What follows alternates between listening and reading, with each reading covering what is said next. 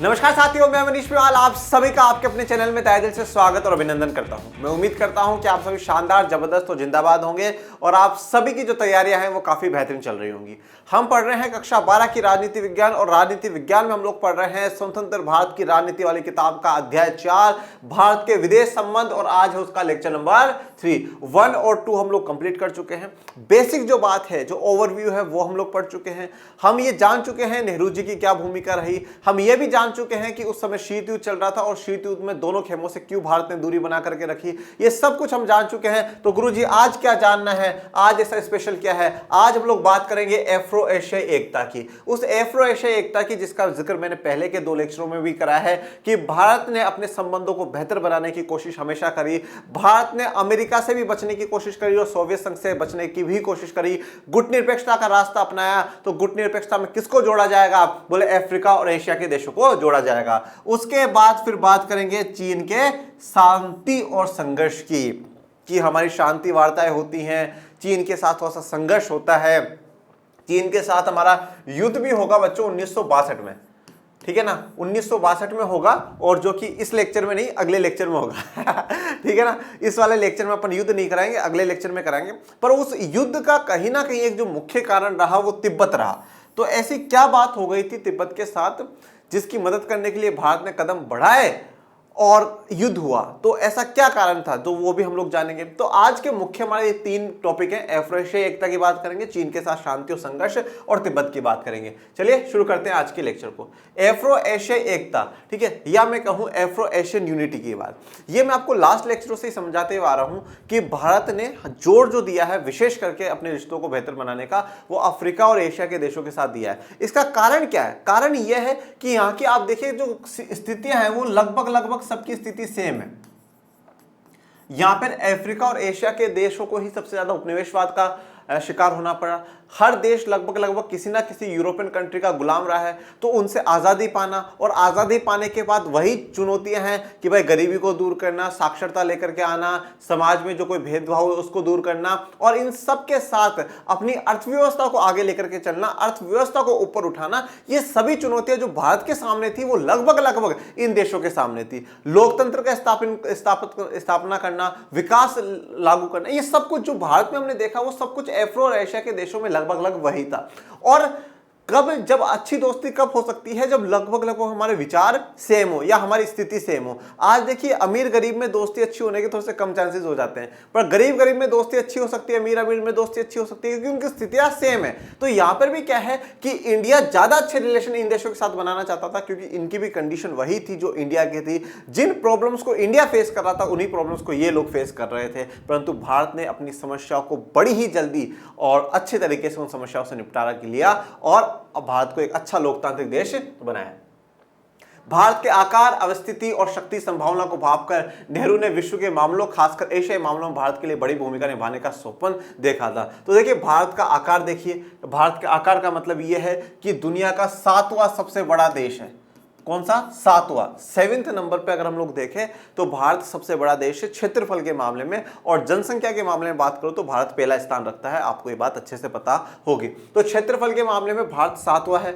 स्थिति इसकी देखिए, लोकेशन देखिए, आप ये चीज नोटिस करिए, इंडिया की लोकेशन सबसे बेस्ट प्लेस है, सबसे अच्छी जगह इंडिया की लोकेशन है। कैसे? ये देखिए, ये जैसे अगर आप दक्षिण में देखते हैं तो दक्षिण में पूरा महासागर है, तो पानी की कोई कमी नहीं है, महासागर। और भारत की इतनी लोकेशन होने के कारण ही 5 महासागर है, उनमें से सिर्फ एक मात्र महासागर है जिसका नाम किसी देश पर रखा गया हो। इंडियन ओशन इसे कहा जाता है, हिंद महासागर इसको कहा जाता है। तो क्यों? क्योंकि इंडिया की यहाँ पर बहुत गजब की लोकेशन है। आप कह सकते हैं कि 50% जो इंडिया का भाग है वो किस में है? हिंद महासागर में। तो बहुत अच्छी लोकेशन है, यहां से बहुत अच्छा ट्रेड हो सकता है, ठीक है, अच्छा खासा व्यापार हो सकता है, नेवी बहुत अच्छी मजबूत हो सकती है।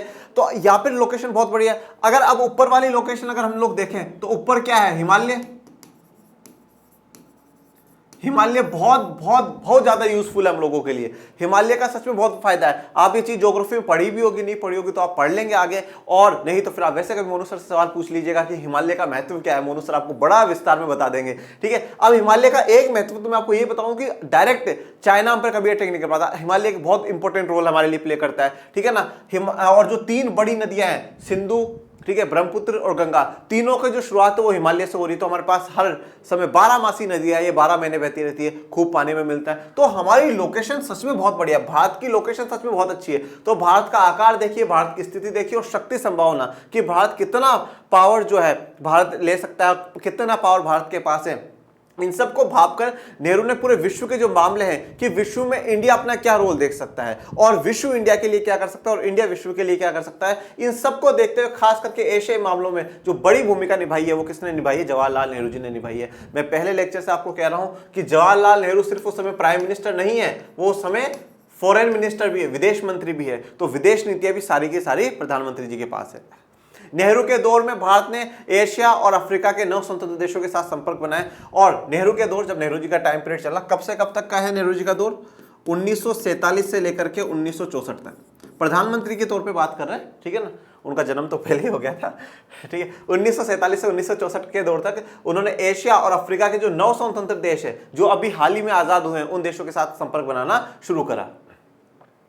1940 और 1950 के दशकों में नेहरू बड़े मुखर स्वर में एशिया एकता की पैरोकारी करते थे। 1940 और 50 के दशक में, 1940-50 के दशक का मतलब क्या है? दशक का मतलब होता है बच्चों 10 साल, 10 ईयर्स। तो मतलब 1940 से 50 और 50 से मतलब 60। तो इन 20 सालों के अंदर अगर देखें तो जवाहरलाल नेहरू जी बड़े मुखर, मतलब बिल्कुल ओपनली ये कहते थे कि एशिया एकता का होना चाहिए, एशिया में यूनिटी होनी चाहिए, एशिया के जितने भी देश हैं उनको सबको मिलकर के काम करना चाहिए, इनकी परिस्थितियां एक जैसी है, इनकी स्थितियां एक जैसी है, इनको मिलकर के काम करेंगे तो दुनिया की किसी भी इकोनॉमी को हम लोग पछाड़ सकते हैं, चाहे वो यूरोप ही क्यों ना हो, हम किसी को भी डिफीट कर सकते हैं। इसलिए एशिया में एकता होना जरूरी है। नेहरू की अगुवाई में भारत ने 1947 के मार्च में ही एशियाई संबंध सम्मेलन, एशियन रिलेशन कॉन्फ्रेंस का आयोजन कर डाला था, जबकि अभी भारत को आजादी मिलने में 5 महीने शेष थे। तो इसकी हम पहले चर्चा कर चुके हैं कि 1947 में दिल्ली में एशियाई संबंध सम्मेलन या इंग्लिश में उसे कहा जाता है एशियन रिलेशन कॉन्फ्रेंस, ARC का आयोजन कर दिया गया था। उसकी लीडरशिप किसने करी थी? नेहरू जी ने करी थी। और उसकी कुछ तस्वीरें आप यहाँ पर भी देखिए और नीचे भी देखिए, दोनों तस्वीरें जो है वो ARC की है, एशियन रिलेशन कॉन्फ्रेंस की है, उस सम्मेलन की है जो मार्च 1947 में हुआ था। और एशिया के साथ बेहतर संबंध बनाने के लिए आजादी से पहले से ही काम चल रहा था। आजाद हम अगस्त 1947 में होंगे और ये जो सम्मेलन है वो मार्च 1947 में आयोजित कर दिया गया। इसका अर्थ क्या है, इसका तात्पर्य क्या है कि भारत अपनी आजादी से पहले से ही प्रयास कर रहा है कि एशिया और अफ्रीका की जो एकता है, एशिया की जो एकता है ये बनी रहनी चाहिए, एशिया के सभी देशों के साथ हमारे संबंध बेहतर होने चाहिए। भारत ने इंडोनेशिया की आजादी के लिए भरपूर प्रयास किया। तो इंडोनेशिया भी कहां पर है? एशिया में है। इंडोनेशिया किसका गुलाम था? इंडोनेशिया डचों का गुलाम था। किसका गुलाम था? डच। भारत चाहता था कि इंडोनेशिया डच औपनिवेशिक शासन से यथासंभव शीघ्र मुक्त हो जाए। तो भारत ये चाहता था कि इंडोनेशिया जो है डच औपनिवेशिक शासन है इससे यथासंभव जल्दी से जल्दी आजाद हो जाए। डच, देखिए वैसे डच जो है वो एक भाषा है, ठीक है ना। तो अभी डच कहां के लोग हैं? ये नीदरलैंड वाले हैं बेटा, ठीक है ना। डच भारत भी आए थे, ये आपको पता होना चाहिए, ठीक है। और आपने हिस्ट्री ली हो तो बहुत अच्छी बात है, आपको पता होगा, आप पढ़ भी लेंगे, उसमें कोई दिक्कत वाली बात नहीं है। बल्कि मेरा एक पर्सनल जो सजेशन है, जो सुझाव रहता है बच्चों को, वो ये रहता है कि अगर आप लोग पॉलिटी लेते हैं ना तो हर बच्चे को इको जरूर लेनी चाहिए, और अगर इको लेते हैं तो पॉलिटी भी लेनी चाहिए। ये दोनों कहीं ना कहीं थोड़ा सा जुड़ाव है, इनमें दोनों में थोड़ा सा कनेक्टिविटी है। वैसे तो देखिए सोशल के चारों सब्जेक्ट में ही कनेक्टिविटी है, हिस्ट्री हो, ज्योग्राफी हो, पॉलिटी हो, इको हो, परंतु एक हायर लेवल पर जाकर के 11th-12th अगर मैं देखता हूँ या कॉलेज की स्टडीज जब हम लोग देखते हैं तो उसमें मैं मानता हूँ कि थोड़ा सा पॉलिटी और इको दोनों इंटरकनेक्टेड है। इसीलिए कहा जाता है कि जो इकोनॉमिक्स है वो मदर है पॉलिटी की, कि अगर इको सही चलता रहा तो पॉलिटी ऑटोमेटिकली सही चलेगी। तो कहीं ना कहीं कभी कभार क्या होता है कि पॉलिटिकल साइंस को समझने के लिए हमें इकोनॉमिक्स समझनी होती है। जैसे मान लीजिए मैं कहीं पे कह रहा हूं कि सरकार के पास खूब धन आ रहा है, अब वो धन का स्रोत क्या है, सोर्स क्या है, तो मैं कहूंगा कर, टैक्स। अब बच्चों को मुझे पॉलिटिकल साइंस में भी टैक्स समझाना पड़ता है। अगर बच्चा इको पढ़ रहा है तो फिर उसको टैक्स मुझे बताना पॉलिटिकल में नहीं बताना पड़ेगा। और मैं ऐसा मानता हूं कि सरकार को कहीं ना कहीं दोनों को कंपलसरी कर देना चाहिए कि अगर आप पोल लोगे तो इको लेना पड़ेगा और इको लोगे तो पोल लेना पड़ेगा, ठीक है ना। वैसे अब नई शिक्षा नीति आ रही है, उसमें काफी बदलाव देखने को मिलेंगे, शायद अगले सेशन तक लागू हो जाएंगे, पर जब तक आप कॉलेज में पहुंच जाएंगे। और उसमें यह कहा जा रहा है कि बच्चा कैसे भी सब्जेक्ट चूज कर सकता है। जैसे मान लीजिए कि मुझे फिजिक्स पढ़ने का शौक है तो मैं फिजिक्स भी ले सकता हूँ, मुझे इको पढ़ने का शौक है मैं इको भी ले सकता हूँ, मुझे बायो पढ़ने का शौक है मैं बायो भी ले सकता हूँ। ऐसे मतलब कंबाइंड करके मैं सब्जेक्ट चूज कर सकता हूँ। कोई ऐसा एक दबाव नहीं है कि मैं आर्ट्स स्ट्रीम का हूँ तो मैं आर्ट्स ही लेकर के ही जाऊंगा, उसमें जो आर्ट्स का सब्जेक्ट है वही नहीं, मैं कोई सा भी चूज करके पढ़ सकता हूँ। एक अच्छा इनिशिएटिव है सरकार का। बाकी मैंने अभी पूरा डिटेल में शिक्षा नीति को देखा नहीं है तो मैं ज्यादा इस पर कुछ विचार नहीं रखूंगा। बाकी ठीक है, ये वाला जो पॉइंट जो मैंने पढ़ा है वो काफी अच्छा है, ठीक है ना। तो आप हिस्ट्री में इसके बारे में पूरा पढ़ेंगे, डच कब भारत आए थे, पुर्तगाली कब भारत आए थे, ये सब कुछ आप लोग जानेंगे, पर अपन ज्यादा अभी डिटेल में नहीं जाएंगे। तो डच औपनिवेशिक शासन से आजाद कराना चाहते थे। इसके लिए भारत ने 1949 में इंडोनेशिया के स्वतंत्रता संग्राम के समर्थन में एक अंतर्राष्ट्रीय सम्मेलन किया। तो 1949 में भारत इसलिए अंतर्राष्ट्रीय सम्मेलन कर रहा है, इसलिए इंटरनेशनल कॉन्फ्रेंस बुला रहा है, इसलिए मीटिंग बुला रहा है कि नहीं, इंडोनेशिया को जल्दी से जल्दी आजादी मिलनी चाहिए, इंडोनेशिया जल्दी से जल्दी आजाद होना चाहिए। और फिर फाइनली वो तारीख आई जाती है 27 दिसंबर। शायद मैं श्योर नहीं हूं, 90% कह रहा हूं, 27 दिसंबर को शायद सलमान खान का बर्थडे भी आता है, तो आप ऐसे भी याद रख सकते हो। तो सलमान खान जिस दिन पैदा हुए थे उस दिन वाले दिन, तारीख ईयर अलग हो सकता है, उस दिन वाले दिन डच जो है इंडोनेशिया है वो डचों से आजाद हो जाता है। ये एक तस्वीर आपको दिखाई है इंडोनेशिया की। भारत अनौपनिवेशीकरण की प्रक्रिया का प्रबल समर्थक था और उसने पूरी दृढ़ता से नस्लवाद का, खासकर दक्षिण अफ्रीका में जारी रंगभेद का विरोध किया। अनौपनिवेशीकरण मतलब जितने भी देशों को उपनिवेश बना रखा है, जितने भी देशों को गुलाम बना रखा है, उनको आजाद करने की प्रक्रिया का बिल्कुल समर्थक था भारत। भारत हमेशा यह चाहता था कि कोई भी देश किसी दूसरे देश को गुलाम ना बनाए, हर देश की अपनी संप्रभुता, उनकी सोवरेनिटी, उनकी आजादी बनी रहनी चाहिए, उस पर किसी भी प्रकार की आंच नहीं आनी चाहिए। और ये सिद्धांत भारत ने बोला ही नहीं है, ये करके भी दिखाया। भारत ने कभी किसी दूसरे देश को गुलाम नहीं बनाया, कभी किसी दूसरे देश पर अटैक करने की कोशिश नहीं करी। जैसे मैं आपको उदाहरण देता हूं, हमने बांग्लादेश को आजाद भारत ने कराया। अगर भारत की जगह और कोई होता ना तो बांग्लादेश को अपना गुलाम बना लेता, पर हमने नहीं बनाया। हमने बांग्लादेश को आजाद राष्ट्र बना करके उनको रहने दिया कि आप अपने हिसाब से जिए, हमें नहीं चाहिए आपका कोई 1 इंच भी जमीन नहीं चाहिए। इसके अलावा नस्लवाद का विरोध करा। नस्लवाद मतलब जो रंग के आधार पर भेदभाव हो रहा, विशेष करके कहां विरोध हुआ, दक्षिण अफ्रीका में हुआ। यह बात तो आप जानते हैं कि महात्मा गांधी जी दक्षिण अफ्रीका पढ़ने गए थे और वहां पर भी उन्होंने, मतलब जो व्यक्ति के जैसे विचार होते हैं ना वो व्यक्ति वैसा ही है, फिर वो जगह नहीं देखता। महात्मा गांधी जी शांति के प्रतीक रहे हैं, अहिंसा के प्रतीक रहे हैं, वो भेदभाव को कहीं पसंद नहीं करते थे। उन्होंने देखा या चाहे अफ्रीका हो चाहे भारत हो, भेदभाव तो भेदभाव गलत है, किसी के हाथ में थोड़ी रंग का चूज करना, तो इसलिए गलत है, ऐसा भेदभाव नहीं होना चाहिए। तो वहां पर भी रंगभेद के खिलाफ आवाज उठाई थी और हमेशा से भारत उठाता ही आया कि दक्षिण अफ्रीका में जो रंगभेद है वो खत्म होना चाहिए। और फिर फाइनली 1994 में जाकर के नेल्सन मंडेला जी वहां के पहले राष्ट्रपति बनते हैं और रंगभेद खत्म हो जाता है। इंडोनेशिया के एक शहर बांडुंग में एफ्रो एशिया सम्मेलन 1955 में हुआ। आमतौर पर हम इसे बांडुंग सम्मेलन के नाम से जानते हैं। अब आपने लास्ट लेक्चर में गुटनिरपेक्षता आंदोलन पढ़ा, उसकी नींव देखिएगा, धीरे धीरे किस प्रकार से गुटनिरपेक्षता की तरफ हम लोग बढ़ते हैं। सबसे पहले मैं कहूं 1947 में एआरसी का होना, एशियन रिलेशन कॉन्फ्रेंस का होना। 1949 में अगर मैं कहूं इंडोनेशिया के लिए भारत की आवाज उठाना, ठीक है। उसके बाद 1955 में आ जाइए बांडुंग सम्मेलन। बांडुंग कहां पर है, अब बांडुंग कहां है, बांडुंग इंडोनेशिया में। तो इंडोनेशिया में के बांडुंग में क्या बुलाया गया, सम्मेलन बुलाया गया, मीटिंग बुलाई गई, किसकी, एफ्रो एशिया सम्मेलन। अफ्रीका के 9 स्वतंत्र देशों को और एशिया के 9 स्वतंत्र देशों को बुलाया गया, मीटिंग करी गई। ये बांडुंग सम्मेलन याद रखेगा, वेरी वेरी इंपॉर्टेंट। आप देखिए, और अब इसके बाद 1961 में बेलग्रेड सम्मेलन होगा। क्या होगा, बेलग्रेड सम्मेलन। और उस बेलग्रेड सम्मेलन में शुरुआत कर दी जाएगी किसकी, गुटनिरपेक्षता आंदोलन की। नॉन अलाइनमेंट मूवमेंट का बीज बो दिया जाएगा, शुरुआत हो जाएगी 1961 में। पहला सम्मेलन जो है वो 1961 में बेलग्रेड में होगा। कौन से महीने में होगा गुरुदेव, सितंबर के महीने में होगा। कौन से में होगा, सितंबर के महीने में होगा। तो बांडुंग सम्मेलन बड़ा ही इंपॉर्टेंट है, बड़ा ही समझदार अच्छा स्टेप यहां पर है। ये एक आपको तस्वीर मैंने बांडुंग सम्मेलन की दिखाई है। बांडुंग कहां पर है, इंडोनेशिया में है। और कब हुआ, 1955 में हुआ। ये टाइमलाइन को समझिएगा, अफ्रीका एशिया की एकता को देखने के लिए, गुटनिरपेक्षता आंदोलन को समझने के लिए आपको ये टाइमलाइन याद होनी चाहिए। इसको समझना बड़ा ही जरूरी है। अफ्रीका और एशिया के 9 स्वतंत्र देशों के साथ भारत के बढ़ते संपर्क का यह चरम बिंदु था, ठीक है। अब 1955 का जो बांडुंग सम्मेलन जो हुआ वो अफ्रीका और एशिया के जो 9 स्वतंत्र देश हैं उनके बीच में बेहतर संबंध होने का यह चरम बिंदु था, मतलब एक एपेक्स पॉइंट था। आप कह सकते हैं कि अगर हम कहें कि एशिया और अफ्रीका के संबंध सबसे मजबूत कब हुआ करते थे, तो हम कहते हैं कि 1955 के बांडुंग सम्मेलन के समय बहुत मजबूत संबंध थे, मतलब बिल्कुल टॉप लेवल पे। अफ्रीका और एशिया के देशों में गजब की यूनिटी, गजब की एकता हम लोगों को उस समय देखने को मिली है। बांडुंग सम्मेलन में ही गुटनिरपेक्ष आंदोलन की नींव पड़ी। तो शुरुआत यहीं हो चुकी थी। मैंने क्या कहा कि 1947, फिर 1949 और 1955, बस बीज बो दिया गया है और ये बीज पेड़ कब बनेगा? 1961 में बन जाएगा।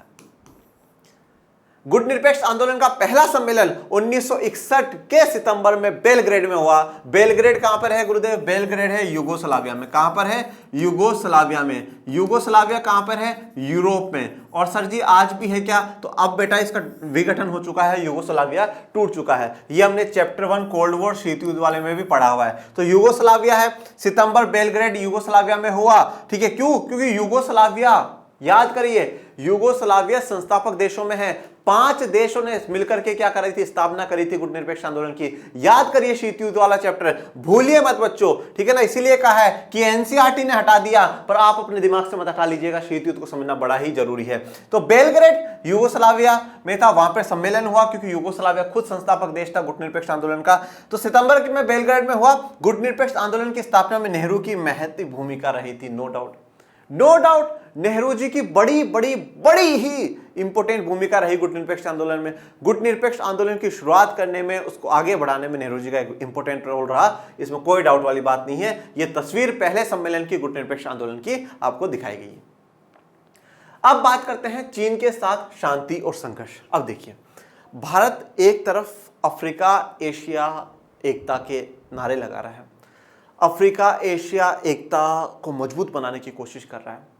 एशिया में एक बड़ा देश चीन है, ठीक है, और अगर आज की तुलना तो करूँ तो बहुत ही ताकतवर देश हो गया है चीन, काफ़ी ताकतवर, आर्थिक, राजनीतिक, सभी रूपों में अगर आप देखना चाहें तो बहुत ताकतवर है। आज तो चीन अमेरिका को आंखें दिखाता है, ठीक है ना, तो हम इससे अंदाज़ा लगा सकते हैं वो कितना ताकतवर है।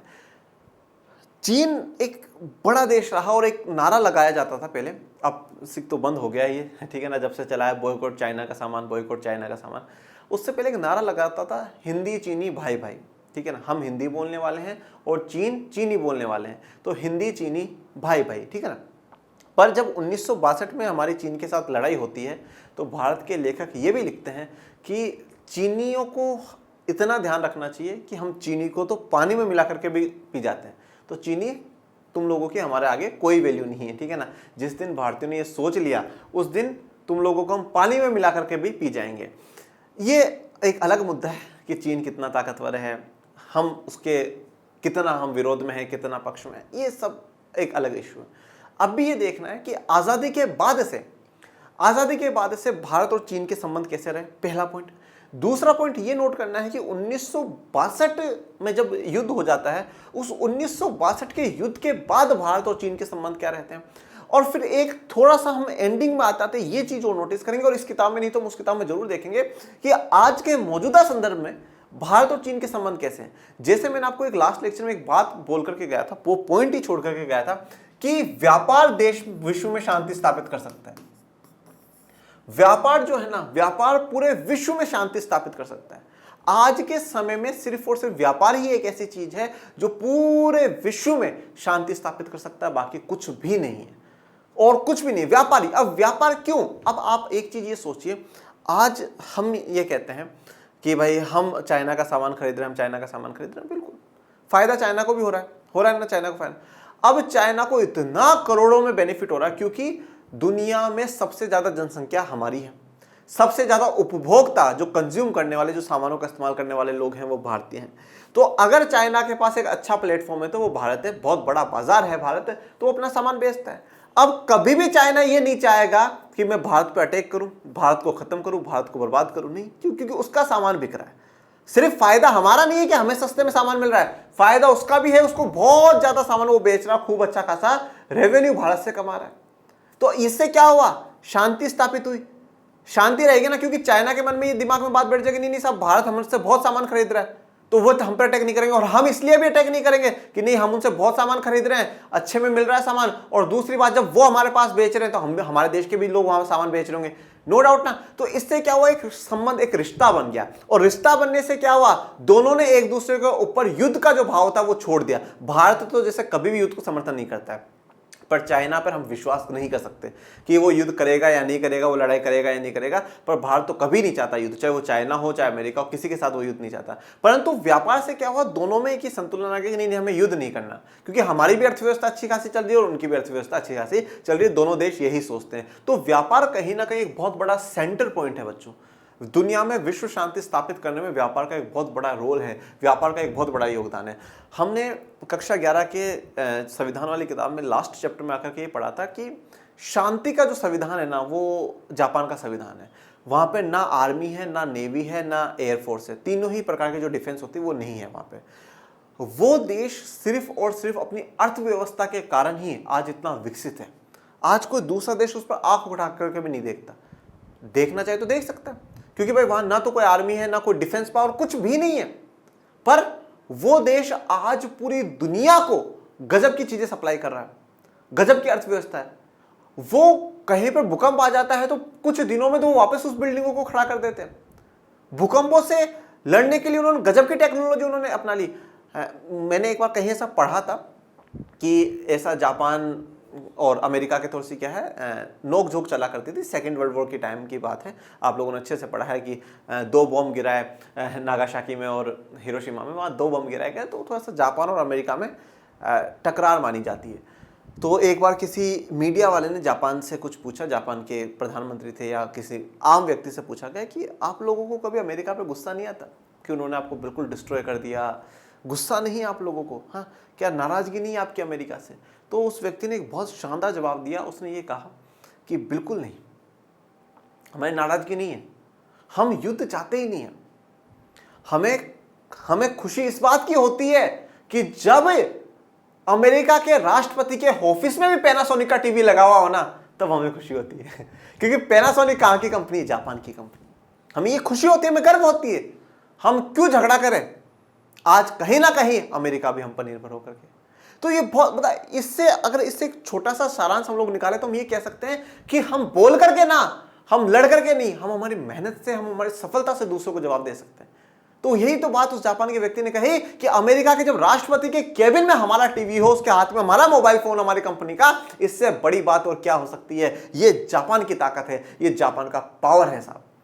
तो जापान के पास तो कोई आर्मी नहीं, फिर भी वो क्या है, दुनिया उसके साथ बेहतर संबंध बनाने की कोशिश करती है। क्यों? व्यापार। व्यापार बहुत बड़ी चीज है, इंपॉर्टेंट है बेटा। ट्रेड बहुत बहुत बहुत ज्यादा इंपॉर्टेंट है, ट्रेड बहुत जरूरी है। एक छोटा सा संबंध और देख लीजिए, आज आप हो, आज आप मुझसे पढ़ रहे हो और मैं आपको पढ़ा रहा हूं। चलो आपने हमें कोई फीस नहीं दी और मैं आपसे ना कोई फीस ले रहा हूं, पर फिर भी एक बात बताइए, चलिए मान लीजिए आप आज एप्लीकेशन पे भी मुझसे जुड़ जाते हैं। एप्लीकेशन पे अभी तक कोई कोर्स है नहीं, मान लीजिए जुड़ गए आप, कभी जुड़ जाते हैं तो क्या होगा? आप वहां पर क्यों हो? क्योंकि कोर्स आपने लिया है, मैं आपको पढ़ा रहा हूं, और वो भी कहीं ना कहीं एक व्यापार सा है कि भाई आपने मुझे पेमेंट दिया इसलिए मैं आपको सर्विस दे रहा हूं, मैं आपको सेवा दे रहा हूं, आपको मैं पढ़ा रहा हूं। उस व्यापार के कारण अपने जो संबंध है वो बहुत बढ़िया है। आप 12th के बाद अगर 12th में बोर्ड टॉपर भी बन जाओगे ना, उसके 1 साल 2 साल बाद पूछो कि मनीष सर को जानते? कौन मनीष सर? छोड़ो ना, अरे हटाओ मनीष सर, मतलब फिर बच्चे याद ही नहीं रखते। तो ये क्या है? ये थोड़ा सा व्यापार के कारण क्या था, अच्छे संबंध बने हुए थे। ये मैं जनरली 10th की क्लासों में देखता हूँ, मैं जूम मीटिंग करता हूँ और करता हूँ, बच्चों अरे सर नहीं आपको नहीं बोलेंगे, नहीं बोलेंगे, ऐसा वैसा ये। पर जिस दिन रिजल्ट आता है उस दिन वो बच्चे ही शक्ल ही नहीं दिखाते कि हाँ सर बहुत अच्छा था, बुरा था, याद ही नहीं करते फिर जिंदगी में। चलिए वो बातों को छोड़िए। तो चीन के साथ शांति और संघर्ष की बात कर रहे हैं। पाकिस्तान के साथ अपने संबंधों के विपरीत आजाद भारत ने चीन के साथ अपने रिश्तों की शुरुआत बड़े दोस्ताना ढंग से करी, तो हाथ मिलाया। चाइना के साथ हाथ मिलाया गया। पाकिस्तान की तरह दुश्मनी हमने नहीं दिखाई शुरुआत में, हमने चाइना के साथ हाथ मिलाकर के दोस्ती आगे बढ़ाई। चीनी क्रांति 1949 में हुई। इस क्रांति के बाद भारत चीन की कम्युनिस्ट सरकार को मान्यता देने वाले पहले देशों में से एक था। एक व्यक्ति का आपने नाम सुना होगा, माओ, ठीक है ना? इस व्यक्ति के बारे में पढ़िएगा। इसकी विचारधारा जो है वो माओवादी विचारधारा, जो इसकी विचारधारा को अपनाए वो माओवादी है। तो ये मतलब थोड़ा सा आप कह सकते हैं तानाशाही रूप में ही था।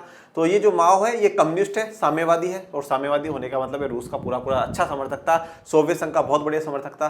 तो उस समय चीन की जो कम्युनिस्ट सरकार है उसको मान्यता देने वालों में से सबसे पहले भारत था। भारत ने बोला हाँ कम्युनिस्ट सरकार है, वो बहुत अच्छी है, कोई दिक्कत नहीं। देखिए थोड़ा सा कम्युनिस्ट जो है ना, कम्युनिस्ट आइडियोलॉजी ठीक है, सब बढ़िया है, परंतु कम्युनिस्ट आइडियोलॉजी को थोड़ा दुनिया प्रेफर नहीं करती है। दुनिया मतलब कहते हैं कि वो जो वैल्यू देने वाली बात है वो वैल्यू नहीं देती है। कहीं ना कहीं डाउट रहता है कम्युनिस्टों पर कि नहीं कम्युनिस्ट व्यक्ति है, कम्युनिस्ट आइडियोलॉजी है, तो उग्र होने पर ये लोग थोड़ा सा ज़्यादा विश्वास रखते हैं कि कम्युनिस्ट उग्र होकर के भी मांग करेंगे। समाजवाद गलत विचारधारा नहीं, साम्यवाद थोड़ा सा उग्र फॉर्म है कि नहीं नहीं साहब हमें ये पाने के लिए कुछ भी कर गुजरो। माओ का भी ऐसा ही विचार था, तो इसलिए कम्युनिस्टों को थोड़ा सा हमेशा डर माना गया कम्युनिस्टों का। पश्चिमी प्रभुत्व के चंगुल से निकलने वाले इस देश को लेकर नेहरू के हृदय में गहरे भाव थे और उन्होंने अंतर्राष्ट्रीय फलक पर इस सरकार की मदद करी। तो पश्चिमी प्रभुत्व से ही हम आज़ाद हुए थे और पश्चिमी प्रभुत्व से ही वो आज़ाद हुए थे। तो नेहरू जी के मन में गहरे भाव थे चाइना के प्रति और उन्होंने अंतर्राष्ट्रीय फलक पर इंटरनेशनल लेवल पर खूब मदद चाइना की करी। नेहरू के कुछ सहयोगियों मसलन सरदार वल्लभ भाई पटेल को आशंका थी कि आगामी दिनों में चीन भारत पर चढ़ाई कर सकता है। देखिए अब ये चीज़ भी आप समझिए कि थोड़ा बहुत जो उस समय के लीडर्स उनके बीच में थोड़ी सी नोकझोंक चली है। चाइना को लेकर के भी सरदार वल्लभ भाई पटेल, बाबा साहब अम्बेडकर, श्यामा प्रसाद मुखर्जी, इन्होंने नेहरू जी को चेतावनी दी थी कि आप चाइना पे इतना विश्वास मत करिए। चाइना ऐसा देश नहीं है जिसके साथ हम अच्छे संबंध बना सके, उस पर विश्वास करने की आवश्यकता नहीं है, हमें नहीं करना चाहिए उस पर विश्वास। पर नेहरू जी नहीं, चाइना के साथ हम दोस्ती करेंगे, हिंदी चीनी भाई भाई ऐसे नारे लगाए गए। ठीक है, नेहरू जी वहाँ चाइना जाया करते थे, चाइना के जो नेता है वो यहाँ आया करते थे, भारी तादाद में भीड़ को इकट्ठा करा जाता था, खूब भीड़ इकट्ठा होती थी, हिंदी चीनी भाई भाई के नारे लगा करते थे। परंतु जो 3-4 लोगों के मैंने नाम बताया, वल्लभ भाई पटेल जी हैं, बाबा साहब अम्बेडकर जी हैं, श्यामा प्रसाद मुखर्जी हैं, ऐसे लोगों को पहले से कहीं ना कहीं डाउट्स आता कि चाइना पर विश्वास नहीं था और वो कहीं ना कहीं उनकी बात सत्य भी हुई। आप 1962 में जब अटैक हुआ तो ये बात उन महापुरुषों को याद करके याद करी गई कि काश हम चाइना पे इतना विश्वास नहीं करते। पर मैं ये नहीं कहता हूँ कि नेहरू जी गलत है, या मैं ये नहीं कहता हूँ कि ये तीनों व्यक्ति जिनके मैं नाम लिए वो गलत हैं। सबका अपना अपना दृष्टिकोण था, परंतु सबका जो लक्ष्य था वो एक ही था, भारत को सर्वश्रेष्ठ बनाना, भारत को फिर से विश्वगुरु बनाना। लेकिन नेहरू सोच रहे थे कि भारत पर चीन के आक्रमण की संभावना दूर दूर तक नहीं है। देखो वैसे अगर सच कहूं तो चीन की कोई आक्रमण की नीति भी नहीं थी, वो करना भी नहीं चाहता था भारत पे आक्रमण। परंतु मैंने कहा ना तिब्बत वाला भी मामला पढ़ेंगे और तिब्बत वाले मामले से समझ में आ जाएगा कि हाँ भाई क्यों हम पर चीन ने अटैक करा। तो चीन के आक्रमण की संभावना दूर दूर तक नेहरू जी को नहीं लगी। बहुत दिनों से भारत की चीन से लगी सीमा पर सेना के बजाय अर्धसैनिक बल रखवाली कर रही थी। देखो सेना तो क्या है भाई, जो पूरी मिलिट्री फोर्स है उसको वो सेना है। अर्धसैनिक बल में क्या आ जाता है, इसको इंग्लिश में कहा जाता है पैरामिलिट्री फोर्सेस। पैरामिलिट्री फोर्सेस में क्या है, जो पूरी आर्मी नहीं है, जैसे आप बीएसएफ की बात कर लो, बीएसएफ बॉर्डर सिक्योरिटी फोर्स है, वो क्या है, वो इसमें आ जाएगी, अर्धसैनिक बल में आ जाएगी। तो ऐसे मतलब जो पूरी आर्मी को नहीं लगाया, मतलब आर्मी को ना लगा करके क्या करा, पैरामिलिट्री फोर्स अर्धसैनिक बल को लगा दिया। ये क्या दर्शा रहा था कि नेहरू जी का बहुत ज्यादा विश्वास था चाइना पे कि चाइना हम पर तो कभी अटैक करेगा ही नहीं, कभी नहीं करेगा अटैक, इसलिए पैरामिलिट्री फोर्स संभाल लेगी, थोड़ा बहुत होगी तो होगी, नहीं तो नहीं करेगा। तो यहां पर भी जो बड़े नेता है वो नेहरू जी को चेतावनी देते हैं कि इतना विश्वास मत करिए। और देखिए डिप्लोमेटिक रिलेशन में, कूटनीतिक रिश्तों में कभी इतना विश्वास किसी देश पे होना भी नहीं चाहिए, ठीक है ना, कभी नहीं होना चाहिए कि हाँ नहीं साहब बिल्कुल ही हम उसको खुला छोड़ दें, बिल्कुल भी ऐसा तो नहीं। और आज की कूटनीतिक संबंधों में तो ऐसा करते भी नहीं है, पर उस समय देखिए नए नए थे, हम आज़ाद हुए थे और चाइना एशिया का था, तो विश्वास भी था कि चलो भाई चाइना अच्छा करेगा। और पहले अगर ये उपनिवेशवाद के आने से पहले अगर हम लोग पढ़े तो चाइना और भारत की अर्थव्यवस्था दुनिया की सबसे बेहतरीन अर्थव्यवस्थाओं में स्थित थी, खूब अच्छा खासा व्यापार होता था, सब कुछ बेहतर होता था।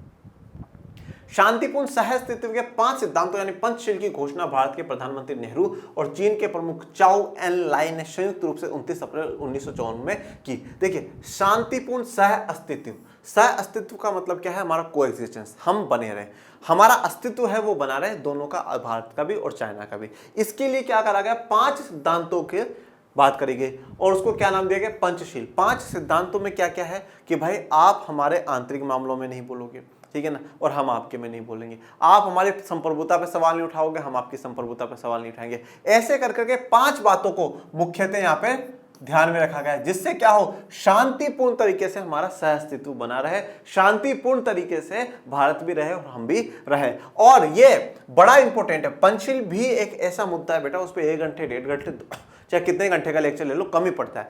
तो पंचशील किस किस के बीच में, पंचशील समझौता भी कहा जाता है इसको। पंचशील का मतलब क्या है, पंच मतलब 5 और शील मतलब एक तरीके से शांति के लिए जो 5 सिद्धांत दिए गए उसकी बात करेंगे। तो ये किस किस के बीच हुआ, भारत से कौन गए, प्रधानमंत्री नेहरू, और चीन के उस समय प्रमुख कौन थे, जाओ इनलाइन इंग्लिश में और चाओ एनलाइन, ये जो है ये हिंदी में बोला जाता है, चाओ इनलाइन, ये उस समय थे। इन दोनों के बीच में समझौता हुआ, कब हुआ, 29 अप्रैल 1954 को हुआ। कब हुआ, 29 अप्रैल 1954 को हुआ। भारत और चीन के नेता एक दूसरे के देशों का दौरा करते थे और उनके स्वागत में बड़ी भीड़ जुटती थी। तो दोनों देशों के नेता एक दूसरे के आया जाया करते थे और जब आते थे तो बहुत भीड़ जुटती थी। जैसे आप देखें अगर आप कुछ वर्षों पहले जैसे मोदी जी जब वहाँ पे गए थे अमेरिका, तो हाउडी मोदी हुआ था, खूब भीड़ आई थी, ठीक है। और फिर जब यहाँ पे ट्रंप को बुलाया गया था तो नमस्ते ट्रंप गुजरात में करा गया था, तो यहाँ पे लोगों की खूब भीड़ आई थी। उसी प्रकार का दृश्य आप उस समय कल्पना कर सकते हैं। अब बात कर लेते हैं तिब्बत की। तिब्बत का नाम आप लोगों ने, ऐसा तो है नहीं कि भाई पहली बार ही सुना हो, ठीक है। तिब्बत का नाम आप लोगों ने सुन रखा है, बहुत सी बार सुन रखा है। और अगर मैं मानचित्र में थोड़ा सा आपको दर्शाऊं तो जैसे ये भारत, यहाँ पे नेपाल, और ये जो ऊपर वाला जो एरिया है ये तिब्बत का माना जाता है। ये किसका है? तिब्बत का, ठीक है ना। तो ये इंडिया आ जाता है, यहाँ पे नेपाल, और ये तिब्बत का, ठीक है। और आपकी एनसीईआरटी में वो मानचित्र दिखा भी रखा है, वो आप देख लीजिएगा, ठीक है ना। मैं यहाँ पे लगाना भूल गया, आप देख लीजिएगा। तो ये तिब्बत वाला एरिया। अब तिब्बत के साथ प्रॉब्लम क्या है वो समझिए। देखिए, चाइना जब से आज़ाद हुआ ना, चाइना की खुद की जो थोड़ी सी नीतियाँ है वो साम्राज्यवाद वाली नीतियाँ है। चाइना खुद अपना साम्राज्य बहुत ज़्यादा से ज़्यादा फैलाना चाहता है। चाइना चाहता है कि ज़्यादा से ज़्यादा जो लैंड हो वो मेरे कंट्रोल में हो, ज़्यादा से ज़्यादा भूमि मेरे कंट्रोल में होनी चाहिए, ठीक है। और यह नीति अभी तक भी उसकी है। तो उस समय उसने क्या करा, तिब्बत को कंट्रोल करने की कोशिश करी। तिब्बत चाइना से बहुत थोड़ा सा अलग था, संस्कृति में भी अलग था, वहाँ की सामाजिक व्यवस्थाओं में भी तिब्बत बहुत अलग था। तिब्बत कभी भी चाइना के अधिग्रहण में नहीं जाना चाहता था, चाइना के कंट्रोल में नहीं जाना चाहता था। तिब्बत हमेशा स्वतंत्र रहना चाहता था, परंतु चाइना ये कहता था नहीं नहीं, तिब्बत हमारा अभिन्न अंग है, वो हमसे कभी अलग नहीं है, तिब्बत है हमारा ही है और किसी का नहीं है। तो तिब्बत ना अलग है और ना किसी दूसरे का, ये सिर्फ और सिर्फ हमारा है। हाँ, हम उसको थोड़ी एक्स्ट्रा आज़ादी देंगे, हम उसको थोड़ी सी एक्स्ट्रा फ्रीडम देंगे, पर तिब्बत चाइना का ही है। इसी बात को लेकर के चीन में और थोड़ी सी भारत में अनबन हो जाती है। ये मध्य एशिया का एक मशहूर पठार है। पठार का मतलब आप समझते होंगे, पठार यूं थोड़ा सा टेबल फॉर्म में होता है। पर्वत तो क्या है, पर्वत तो ऐसे होता है बेटा, जहाँ पे चोटी होती है, और पठार ऐसे टेबल की फॉर्म में होता है। तो मध्य एशिया का एक मशहूर पठार है। ऐतिहासिक रूप से तिब्बत भारत और चीन के विवाद का एक बड़ा मसला रहा है। तो तिब्बत है ना, ये जो तिब्बत है यही कहीं ना कहीं फाइटिंग का एक बड़ा मसला रहा है। इंडिया और चाइना के बीच में लड़ाई हुई है, उसका एक बड़ा मुद्दा तिब्बत रहा है। अतीत में समय समय पर चीन ने तिब्बत पर अपना प्रशासनिक नियंत्रण जताया और कई दफा तिब्बत आजाद भी हुआ। तो समय समय पर चाइना ने क्या कोशिश करी, नहीं तिब्बत हमारा, फिर तिब्बत आजाद हो गया, नहीं नहीं बोला हम तुम्हारे नहीं, फिर तिब्बत पर कंट्रोल जमा लिया चाइना ने, फिर वो ऐसे, तो आजाद और दबाव ये चलता ही रहा। 1950 में चीन ने तिब्बत पर नियंत्रण कर लिया। तिब्बत के ज्यादातर लोगों ने चीनी कब्जे का विरोध करा। तो 1950 में चीन ने तिब्बत पर नियंत्रण कर लिया, कंट्रोल कर लिया कि नहीं तिब्बत जो है वो हमारा है। पर जो तिब्बत के ज्यादातर लोग हैं उन्होंने चीनी कब्जे का विरोध करा कि नहीं नहीं, हम चीन के कब्जे में नहीं है, हम इनका विरोध करते हैं। वहां पे आंदोलन हुए, विरोध प्रदर्शन हुए। 1954 में जब भारत और चीन के बात यह भी शामिल थी कि दोनों देश एक दूसरे की क्षेत्रीय संप्रभुता का सम्मान करेंगे। अब ये बात देखिए, पंचशील समझौता हुआ कब हुआ? 29 अप्रैल 1954। 29 अप्रैल 1954 को पंचशील समझौता हुआ और उसमें एक मुद्दा यह भी था कि हम दोनों देश एक दूसरे की क्षेत्रीय संप्रभुता का सम्मान करेंगे, जो रीजनल जो सॉवरेनिटी है उसका सम्मान करेंगे। इसका मतलब हम आपके रीजन में हम दखलंदाजी नहीं करेंगे और आप हमारे में नहीं करोगे। अब इसके तहत तो रूल तो ये कहता है कि जब तिब्बत को कंट्रोल करने की कोशिश कर रहा है चाइना, जो कि कह रहा है वो हमारा ही है, तो उसमें भारत को बीच में नहीं बोलना चाहिए, क्योंकि क्षेत्रीय संप्रभुता की बात करी कि हम क्षेत्रीय संप्रभुता का सम्मान करेंगे, ठीक है। कल को हम हमारे कश्मीर पे, हम हमारे तमिलनाडु पे, हम हमारे राजस्थान पे, मणिपुर पे, मध्य प्रदेश पे, हम जो कुछ करें हमारे इंटरनल में, ये हमारा मामला है, चाइना नहीं बोल सकता क्योंकि क्षेत्रीय संप्रभुता की बात है। तो यहां पर भारत को तिब्बत के मामले पर नहीं बोलना चाहिए, परंतु हमें तो पता था कि चाइना तो गलत कर रहा है, तिब्बत तो आजाद है, उसको तो आजाद रहने देना चाहिए। तो अब भारत यहां पे क्या है, तिब्बत को सपोर्ट करेगा, और जब तिब्बत को सपोर्ट करेगा तो पंचशील समझौता टूट जाता है। क्यों? क्योंकि पंचशील समझौते में तो कहा गया क्षेत्रीय संप्रभुता का सम्मान होगा, भारत ने नहीं करा तो समझौता टूट गया। चीन ने इस प्रावधान का अर्थ लगाया कि भारत तिब्बत पर चीनी दावेदारी की बात को स्वीकार कर रहा है। तो इससे यह अर्थ लगाया गया कि जब क्षेत्रीय संप्रभुता पर माननीय प्रधानमंत्री नेहरू जी ने साइन करा है तो इसका मतलब भारत इस बात को स्वीकार करता है कि तिब्बत चाइना का है, इसमें भारत कोई दखलंदाजी नहीं देगा, ऐसा चीन ने माना, परंतु ऐसा नहीं था।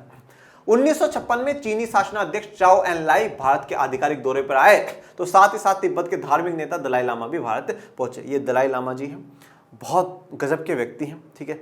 बौद्ध धर्म का प्रचार प्रसार तिब्बत में रहा, ठीक है ना। और ये जो दलाई जो शब्द है ना, दलाई लामा, ठीक है, यहाँ पे एक तरीके से मतलब तिब्बत में एक ट्रेडिशनल परंपरा सी है, ठीक है ना, वहाँ पे इस पोस्ट को चुनने की, ठीक है ना। तो इसके बारे में तो आप कभी एक्स्ट्रा जानना चाहेंगे, मैं एक अलग से वीडियो बनाऊंगा। तो तिब्बत के एक तरीके से हेड हुआ करते हैं जो दलाईज हैं, ठीक है। तो धार्मिक नेता है दलाई लामा। तो ये क्या है, ये भी भारत आए। तो चाओ एनलाई जब 1956 में भारत आया, क्योंकि नेता आया जाया करते थे, तो उनके साथ धार्मिक नेता दलाई लामा भी भारत पहुंचे।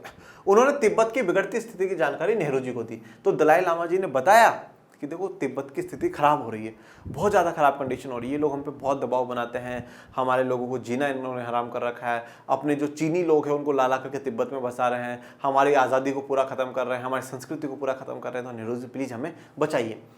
चीन आश्वासन दे चुका था कि तिब्बत को चीन के अन्य इलाकों से कई ज्यादा स्वायत्तता दी जाएगी, और चीन ये विश्वास पूरी दुनिया को दिलाना चाह रहा था कि हम तिब्बत को, हमारे पूरे चीन में जितने भी राज्य हैं, जितना भी एरिया है, उनमें सबसे ज्यादा स्वायत्तता, सबसे ज्यादा ऑटोनॉमी, सबसे ज्यादा फ्रीडम जो है वो हम तिब्बत को देंगे।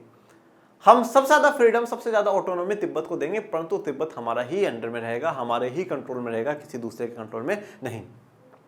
1958 में चीनी आधिपत्य के विरोध में तिब्बत में सशस्त्र विद्रोह हुआ। इस विद्रोह को चीन की सेनाओं ने दबा दिया। तो वहां पे हथियारों के भाई विद्रोह करा गया लोगों द्वारा, तिब्बत के लोगों द्वारा, परंतु उसको भी चीन की सेना ने दबा दिया। स्थिति बिगड़ती देख कर तिब्बत के पारंपरिक नेता दलाई लामा ने सीमा पार कर भारत में प्रवेश किया और 1959 में भारत से शरण मांगी है। देखो अब स्थिति बिगड़ गई, तो जो पारंपरिक नेता हैं दलाई लामा, उन्होंने तिब्बत को छोड़ दिया और भारत में प्रवेश कर लिया, और 1959 में भारत में शरण मांगी और भारत में आ गए। और उस समय से लेकर के आज तक आपको काफी जो तिब्बत के लोग हैं वो इंडिया के दिल्ली में और खास करके हिमाचल प्रदेश में एक जगह है धर्मशाला, ठीक है, वहां पे दलाई लामा जी का भी जो मुख्य निवास स्थान है वो धर्मशाला ही है। मतलब हमने तिब्बत के जो बौद्ध धर्म के लोग हैं या दलाई लामा जी हैं और उनके जो समर्थक हैं, उनको काफ़ी लोगों को भारत में शरण दी, जो कि आज धर्मशाला में है या दिल्ली में है, ठीक है। और जैसा अगर आप लोगों के जिस भी शहर में आप रहते हो मुझे पता नहीं, पर सर्दियों के टाइम पर तिब्बत के लोग गर्म कपड़े बेचने एरियाज में आते हैं, हमारे हम जहाँ से बिलोंग करते हैं वहाँ पर भी वो लोग आते हैं। तो जनरली तो लोग जो है उनको नेपाली कहते हैं, बट वो नेपाली नहीं है, वो एक्चुअल में तिब्बतियन है। वो जो मुझे तो खरीदे वो काफ़ी समय हो गया उनसे। वैसे पोली बैग पर भी कहीं ना कहीं वो लिखते हैं सेव तिब्बत, तिब्बत को बचाइए। तो कहीं ना कहीं वो मैसेज दे रहे हैं डायरेक्टली इनडायरेक्टली इंडियंस को कि हमें तिब्बत को हेल्प चाहिए, तिब्बत आपसे मदद मांगता है। तो तिब्बतियन आते हैं जाते हैं, ठीक है, तो ज़्यादा बाउंडेशन नहीं है। तो 1959 में जब दलाई लामा जी भारत आए और उनके साथ काफ़ी समर्थक आए, उसके बाद आने वाले 1-2 सालों में और बहुत से लोग यहाँ पर आ जाते हैं। तो चाइना को ऐसा लगता है कि भारत क्या कर रहा है, भारत हमारे साथ गलत कर रहा है। 1954 की जो संधि है शायद भारत उसको भूल चुका है और जो क्षेत्रीय संप्रभुता है उसको खत्म कर रहा है। तो हमारे मामलों में भारत बोल रहा है इन लोगों को सपोर्ट करना मतलब हमारे खिलाफ जाना, ऐसा चाइना को लगता है। भारत ने दलाई लामा को शरण दे दी तो भारत ने कभी मना नहीं करा। चीन ने भारत के इस कदम का कड़ा विरोध करा। पिछले 50 सालों में बड़ी संख्या में तिब्बती जनता भारत और दुनिया के अन्य देशों में शरण ली है। भारत में खासकर दिल्ली में तिब्बती शरणार्थियों की बड़ी बड़ी बस्ती आपको देखने को मिलेगी। हिमाचल प्रदेश के धर्मशाला में संभवतः तिब्बती शरणार्थियों की सबसे बड़ी बस्ती है। तो हिमाचल प्रदेश के धर्मशाला में अगर आप देखेंगे तो सबसे ज्यादा जो तिब्बती शरणार्थी है वो आपको कहाँ देखने को मिलेंगे, धर्मशाला में देखने को मिलेंगे। धर्मशाला ये वो वाली धर्मशाला नहीं है बेटा, ठीक है ना, धर्मशाला जगह का नाम है। दलाई लामा ने भी भारत में धर्मशाला को ही अपना निवास स्थान बनाया, ये बात अभी मैंने आपको बताई। 50 और 60 के दशक में भारत के अनेक राजनीतिक दल और राजनेताओं ने तिब्बत की आजादी के प्रति अपना समर्थन जताया। इन दलों में सोशलिस्ट पार्टी और जनसंघ शामिल। तो 1950 और 60 के दशक में बहुत से राजनीतिक दल, भारत की पॉलिटिकल पार्टी, भारत के नेता, उन्होंने इस बात को सपोर्ट करा कि तिब्बत को आज़ादी मिलनी चाहिए, तिब्बत आज़ाद था, स्वतंत्र ही रहना चाहिए। उसमें जो मुख्य नाम था वो सोशलिस्ट पार्टी और जनसंघ का था। चीन ने स्वायत्त तिब्बत क्षेत्र बनाया है और इस इलाके को वह चीन का अभिन्न अंग मानता है। तिब्बती जनता चीन के इस दावे को नहीं मानती कि तिब्बत चीन का अभिन्न अंग है। अब चीन ने क्या करा है, स्वायत्त तिब्बत क्षेत्र बनाया। स्वायत्त तिब्बत क्षेत्र का मतलब हो गया ऑटोनोमस है, मतलब आप फ्री हो, आपको जैसा करना है वो करो। परंतु जनरली इसमें क्या होता है कि विदेशी मामले आपके हम संभालेंगे, ठीक है, और विदेशी मामले हो गए, ठीक है, संचार के मामले हो गए, फाइनेंस के मामले हो गए, ऐसे कुछ वित्तीय मामले, कुछ 3-4 जो सेक्टर हैं वो खुद चाइना रखेगा, बाकी आप हर मामले में आजाद हो। मतलब जो मेन कहीं ना कहीं जो मेन पकड़ होती है वो चाइना ने ले ली, बाकी बोल रहा हम आपको आजाद छोड़ते हैं। तो तिब्बत के लोग कहते हैं नहीं नहीं, हम उनके बिल्कुल भी अभिन्न अंग नहीं है, ऐसा गलत कह रहा है चाइना। हम ना तो उन्होंने हमें स्वायत्तता दी है, ना तो हमें उन्होंने इतनी ऑटोनॉमी, जितना वो बताते हैं कि हमने बहुत इन पर कोई दबाव नहीं डाल रखा, वो भी गलत है। बहुत दबाव ये लोग हम पर डालते हैं और हम ना इनका अभिन्न अंग भी नहीं है। ज्यादा से ज्यादा संख्या में चीनी बाशिंदों को तिब्बत लाकर वहां बसाने की चीन की नीति का तिब्बती जनता ने विरोध किया। अब क्या कर रहा है चीन कि जो तिब्बत है, तिब्बत में चीनी लोगों को लाकर के बसा रहा है। बोले चीनियों चलो तिब्बत बसो, चलो तिब्बत में जाओ, चलो तिब्बत में जाओ। तो इसका भी क्या है, विरोध कर रही है तिब्बती जनता। तिब्बती जनता कह रही नहीं है साहब, हमारी संस्कृति है, हमारे विचार हैं, ठीक है, हमारा समुदाय है, अगर सारे यहाँ चीनी आ जाएंगे तो काम खराब हो जाएगा। वो अपनी संस्कृति का दबाव यहाँ पे बनाएंगे, नहीं हमारे जो तिब्बत के लोग हैं वहीं यहाँ रहने चाहिए, चीनी लोगों को नहीं आने देना चाहिए। तिब्बती चीन के इस दावे को भी नकारते हैं कि तिब्बत को स्वायत्तता दी गई है। वे मानते हैं कि तिब्बत की पारंपरिक संस्कृति और धर्म को नष्ट करके चीन वहां साम्यवाद फैलाना चाहता है। तो वहां तिब्बत के लोग इस चीज को भी स्वीकार करते हैं कि जो चाइना ये कह रहा है कि उन्होंने स्वायत्तता दी है, बिल्कुल भी नहीं दी, ठीक है ना। और हम उनका अभिन्न अंग, इस बात को भी कभी स्वीकार चाइना नहीं करता है। और कह रहे हैं कि चीनी लोग यहाँ पर आ करके क्या करेंगे, हमारी संस्कृति को खत्म करके, हमारे धर्म को नष्ट करके यहाँ साम्यवाद फैलाना चाहते हैं, जो कि हम लोग कभी भी उसके पक्ष में नहीं है। ठीक है, तो ये मैंने आपको तिब्बत तक की कहानी बताई है। अब नेक्स्ट लेक्चर में हम जो 1962 में जो चाइना के साथ लड़ाई होती है, उस लड़ाई की चर्चा, उसका जिक्र हम लोग करेंगे। आपको कोई समस्या हो आप कमेंट बॉक्स में मेंशन करें। आपको जो पढ़ा रहा हूँ वो समझ में आ रहा है या नहीं आ रहा वो कमेंट बॉक्स में बताएं। आपका कोई सजेशन हो वो कमेंट बॉक्स में रखें। कोई ऐसा स्पेशल टॉपिक आपको लगता हो कि सर उस पर 1.5-2 घंटे तक का एक अच्छा सा लेक्चर होना चाहिए, स्पेशल लेक्चर होना चाहिए, वो भी आप लोग बताएं। परंतु इन सब के साथ 2 काम आपको और करने हैं। पहला, आप ज़्यादा से ज़्यादा अपने चैनल को लाइक शेयर सब्सक्राइब करिए, लोगों तक पहुँचाइए, क्योंकि ज़्यादा लोग होंगे तो आपका कंपटीशन बढ़ेगा, हमें भी पढ़ाने में और मज़ा आएगा और आपको पढ़ने में और मज़ा आएगा। और दूसरा, आपको खूब जी जान लगा कर मेहनत करनी है और इस बार पॉलिटिकल साइंस में 100 में से 100 वाला जो टारगेट है उसको निशाना लगाना है। ओके, पढ़ते रहिए, आगे बढ़ते रहिए। मिलेंगे नेक्स्ट लेक्चर में, तब तक के लिए थैंक यू सो मच। जय हिंद, जय भारत।